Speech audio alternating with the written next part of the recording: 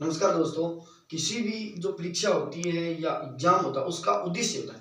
हमारा उद्देश्य कि जो हम आपकी जो परीक्षा ले रहे हैं वो परीक्षा हमने 2020 की जो शिक्षा नीति है उनके उद्देश्य के अनुसार जो हमने जो ऑब्जेक्टिव टाइप प्रश्न लिए हैं 50 उन्हीं के अनुरूप परीक्षा बनी या राजस्थान सरकार द्वारा कर्मचारी चयन आयोग द्वारा जो वर्तमान में अनेक भर्तियों की जो पेपर होते हैं उनमें सभी विषयों के पेपर आते हैं, जिसमें हिंदी आती है, इंग्लिश आती है, संस्कृत आती है या अलग अलग जो टॉपिक वाइज पेपर दिए जाते हैं वो सभी आते हैं। उन्हीं के अनुरूप हमारी ये परीक्षा ली जा रही है आपकी। हमने क्लास वाइज जो पेपर बनाए हैं, हमने माइंड के सेट के आधार पर भी पेपर बनाए कि बच्चों का क्या माइंड काम करता है वहाँ परीक्षा में। हमने निश्चित 1 घंटा आपको टाइम देंगे, हमने 50% रखे हैं, हमने लगभग उस पर बहुत कड़ी मेहनत की है और उसके अनुसार हमने ऐसा पेपर बनाया कि जो आपके बच्चे या जो बच्चे पेपर देगा उन पेपर में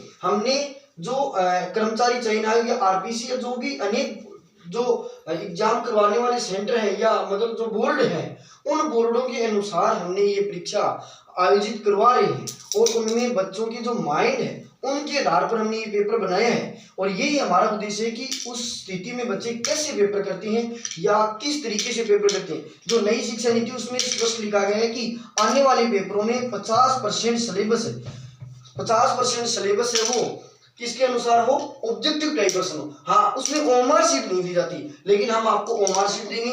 ओएमआर शीट के माध्यम से हमारा पेपर होगा और उनमें जो 50% हमने रखे हैं वो ओएमआर शीट में आपको भरनी होंगे और उन्हीं के अनुरूप आपको करना होगा। इसलिए हमने ये परीक्षा आयोजित करा रहे हैं। महत्वपूर्ण उद्देश्य ये है कि हमारा कि आप जो पेपर करेंगे आपकी वहां बैठने समय आपके माइंड में परीक्षा देते समय क्या स्थिति रहती है उन्हीं के अनुसार हमने पेपर बनाया है। और इसलिए हमने महत्वपूर्ण कुछ हमारे साथी अध्यापक हैं उन्होंने ये पेपर तैयार किए हैं और इसीलिए हम आपसे कह रहे हैं कि आप पेपर देने हमारा एक बार जरूर आए और जरूर देखें कि एग्जाम में बच्चे छोटे बच्चे हैं वो पेपर किस प्रकार ओएमआर शीट पर कैसे कर पाते हैं। इसीलिए हमने पेपर बनाया है और इसमें कुछ बच्चे गलतियां भी करेंगे। ओएमआर शीट भरने का तरीका क्या होता है, ओएमआर शीट में जैसे ये दे रखा होता है, ओएमआर शीट में ऐसे ABCD ये दे रखी होती है। इसमें ये दे रखा है जैसे आपको पूछा जाता है कि भारत की राजधानी क्या है, ए में जैसे लिख दिया कि दिल्ली है या हम बी में लिख दिया कि कोलकाता है या इसमें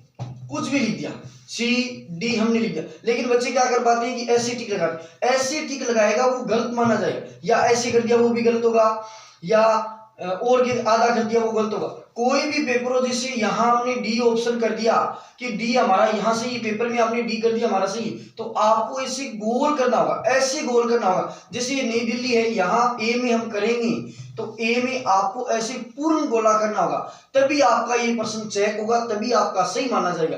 अगर आपने ये भूलवश ए की बजाय बी में कर दिया तो आपका बाद में आप दोबारा ए में करते हैं तो आपका ये भी गलत, पूर्ण प्रश्न गलत होगा। इसलिए ये पता चलेगा कि ओएमआर शीट कैसे भरनी है। इसीलिए हमने ये पेपर बनाया है और कोई भी इसमें हमारी भी कुछ कमियां रह सकती हैं, लेकिन हमने शुरुआत की है और शुरुआत हमारी कैसी रहती है वो आप पर निर्भर करता है, हमारे पर निर्भर नहीं करता कि आप क्या हमारे जो हम पेपर दे रहे हैं उसमें कितना सहयोग करते हैं। इसलिए हमने ये पेपर बना रहे हैं। जय हिंद, जय भारत, धन्यवाद।